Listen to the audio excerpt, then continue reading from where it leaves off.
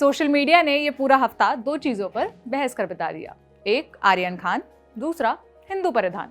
आर्यन खान वाला मसला तो आपको पता चल ही गया होगा। आर्यन एक क्रूज में पार्टी कर रहे थे, वहां से एनसीबी ने उनको गिरफ्तार कर लिया। नशा और ड्रग्स का मामला था। कोर्ट पर बार बार उनकी जमानत याचिका खारिज हो रही है। अब बताते हैं आपको हिंदू परिधान का मसला। हिंदू परिधान ट्रेंड कर रहा है फैब इंडिया के जश्न रिवाज वाले विज्ञापन के बाद से ही। फैब इंडिया ने दिवाली को जश्न रिवाज बता दिया। ये एक उर्दू टर्म है, हिंदी में इसका मतलब होगा परंपराओं का त्योहार। ऐड आया और आहत होने के मौका तलाशने वाली जनता को जैकपॉट मिल गया। हिंदू मुस्लिम वाला प्रोपेगेंडा चलाने वालों की चांदी हो गई। हिंदुत्व के खतरे में होने की बात सामने आई और ऐसा होते ही कथित हिंदुओं की सामूहिक चेतना जागृत हो गई। ऐसी जागृत हुई कि फैब इंडिया को बैन तक करने की मांग होने लगी। ब्रांड को, उसके प्रोडक्ट्स को, उसके मॉडल्स को मन भरकर कोस लेने के बाद उस विज्ञापन का पोस्टमार्टम हुआ।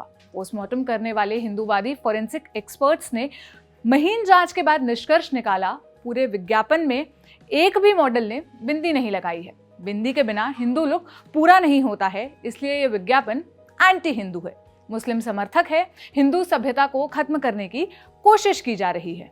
यहाँ से पूरा फोकस बिंदी पर शिफ्ट हो गया। लोग बिंदी की महत्ता बताने लगे कि माथे पर लगी बिंदी फोकस करने में मदद मिलती है, इसलिए हिंदू पुरुष तिलक और हिंदू औरतें बिंदी लगाती हैं। इस पूरे नैरेटिव को एक कदम आगे बढ़ाते हुए शेफाली वैद्य नाम की एक राइट विंग यूजर ने कैंपेन चला दिया, नो बिंदी नो बिजनेस। शेफाली ने फैब इंडिया के साथ साथ दूसरे ऐसे ब्रांड्स पर निशाना साधा जिनके विज्ञापनों में मॉडल्स ने बिंदी नहीं लगाई थी। इस पूरी कवायद के दौरान फैब इंडिया ने अपने कैंपेन का नाम जश्न रिवाज से बदलकर झिलमिल सी दिवाली कर दिया। ये करके उनके बिजनेस को कितना फायदा हुआ या फायदा नहीं हुआ, ये हम नहीं कह सकते, लेकिन कुछ अतिवादियों के दबाव में उठाए गए इस कदम को सही बिल्कुल भी नहीं कहा जा सकता। इस पूरी बहस के बीच कुछ सवाल हमारे मन में आए, जिनके जवाब अगर आप में से किसी के पास हों तो हमें जरूर दीजिएगा। हमारा पहला सवाल है, भाषा क्या है? क्या धर्म की कोई भाषा होती है? दिवाली को आप जश्न रोशनी लिखें, दीपों का त्योहार लिखें या फेस्टिवल ऑफ लाइट्स लिखें, क्या भाषा बदलने से त्योहार के मायने बदल जाएंगे? क्या उससे जुड़ी परंपराएं, मान्यताएं बदल जाएंगी? क्या त्योहार का महत्व बदल जाएगा?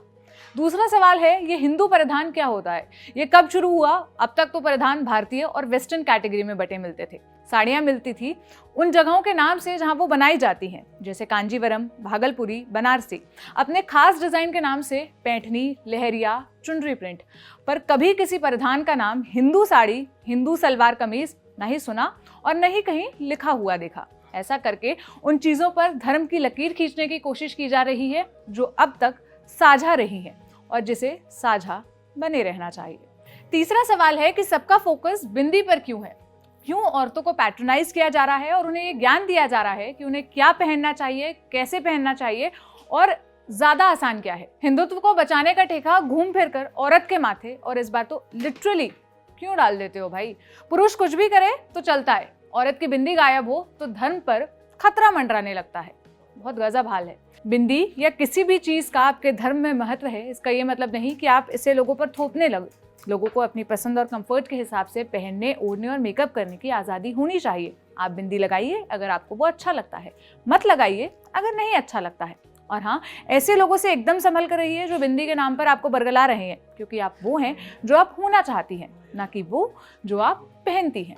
मेरा नाम है सोनल। ऐसी तमाम खबरों के लिए देखते रहिए ऑर्डिनरी। शुक्रिया।